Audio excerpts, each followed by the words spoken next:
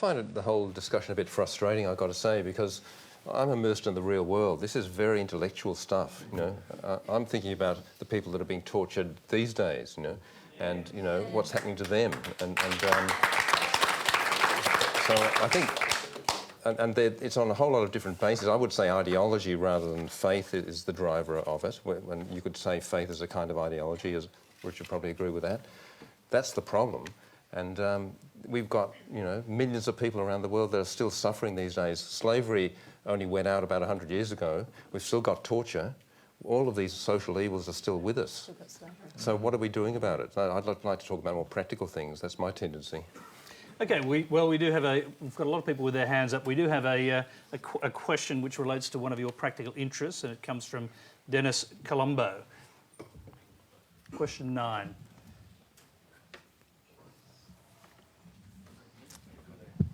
Where's Dennis?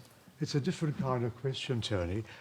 My question is, both political parties, the Coalition and Labour, have been severely criticised about their handling of the boat people, asylum seekers. I'm wondering if the non-politicians in the audience have got some insights into how they think we should go about it and perhaps lead us in a fresher direction. Patrick, let's start with you on this. Well, this is a subject very close to my heart. I've worked with asylum seekers and refugees since the late 80s. And you've been scathing about immigration detention practices. I think I've seen the situation deteriorate in Australia since that time. At that point in the 1980s, we had a very, very positive international reputation for looking after refugees and dealing with them in a very humanitarian way. And the whole situation deteriorated quite significantly in the last 20 years. We're starting to dig ourselves out of that hole now, and I am worried that we're, in the context of the political debate, we might be going to do a U-turn backwards again. So I am concerned about that, particularly from the mental health point of view, because the two things we know about the people that are coming to Australia and seeking asylum are 90% of them are genuine refugees, and 50 to 60% of them have been through very extreme experiences. They're not only the most courageous people, but they're also extremely vulnerable and traumatised. So we've got to, the one thing we have to do as a country is not add insult to injury and make that worse. And there are two things that do that. Prolonged, uncertain detention, and I'm not saying mandatory detention isn't necessary for certain purposes. Brief detention is quite warranted for health and safety checks. And the second thing, and this is the thing I had most clinical experience with was the effect of temporary protection visas on people. That was just an absolutely devastating experience. Well, let me ask you this, because the question that's being raised now is whether this government has actually shifted the problem offshore, effectively outsourced it, so that the same people who were put in detention in Australia are now largely being kept in detention funded by Australia and in detention centres built by Australian dollars in Indonesia. Well, I'm just going to stick with the health focus here. The key thing is to make sure that mental health and health facilities are available to them. That's the key issue with the offshore issue. Do they have access to proper mental health care and other types of health care in the locations they're being detained? Do you fear that they may not? I'm not sure about that.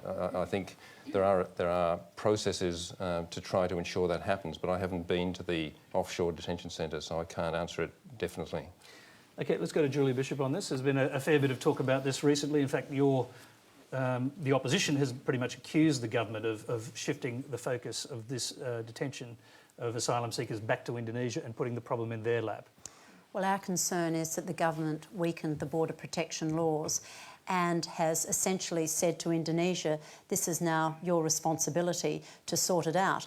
The Prime Minister actually rang President Yudhoyono and asked him to intercept a boat that was heading to Australia and asked him to intervene and take it to Indonesia's shores, and then essentially said to Indonesia, it's your problem. Same with the Oceanic Viking.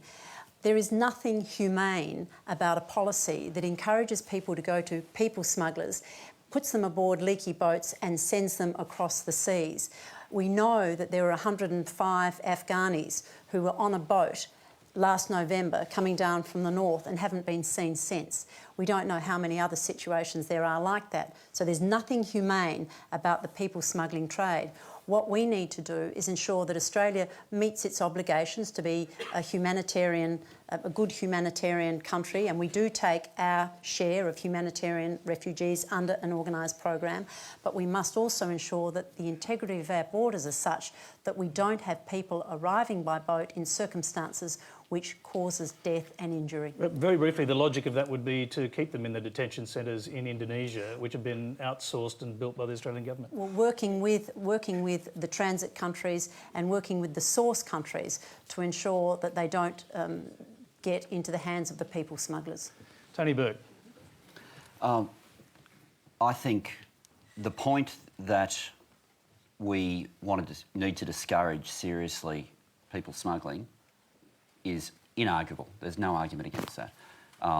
You have a situation, and Julie's referred to the more recent example. I remember all the discussion following CivX. People drown on the way here, and that's not the way we want people to get here.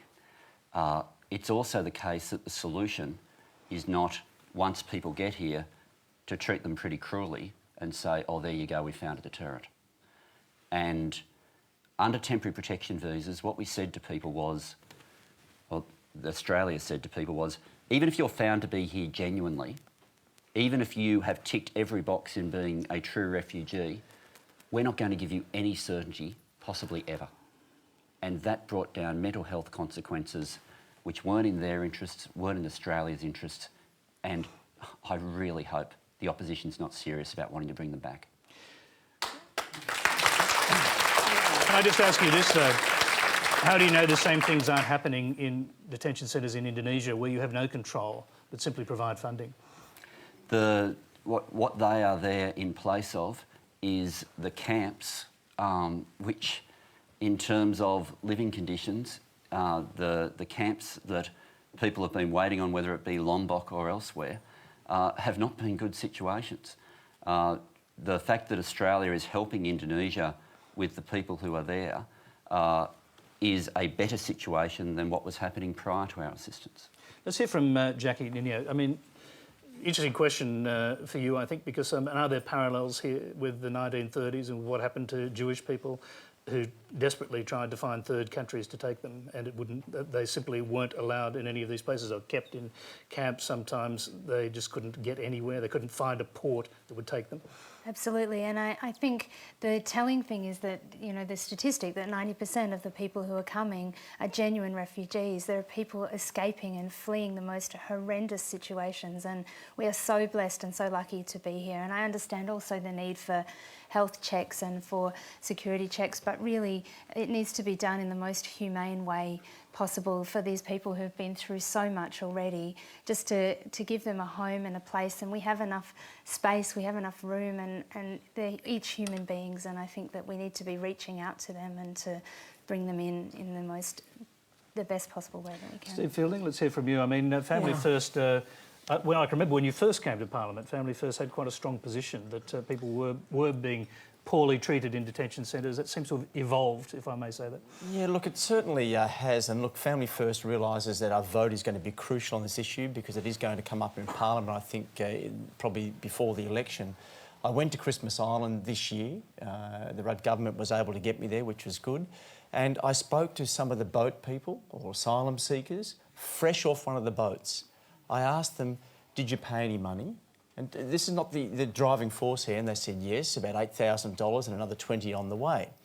Now, I said, well, how many actually make it to Australia? And out of 100, about 20 get through. And I thought, blimey, that's a lot of people that people smugglers are playing on people's minds. Some get detained and some are actually killed along the way, and some actually die along the way that nobody hears about. Now, this is a real issue.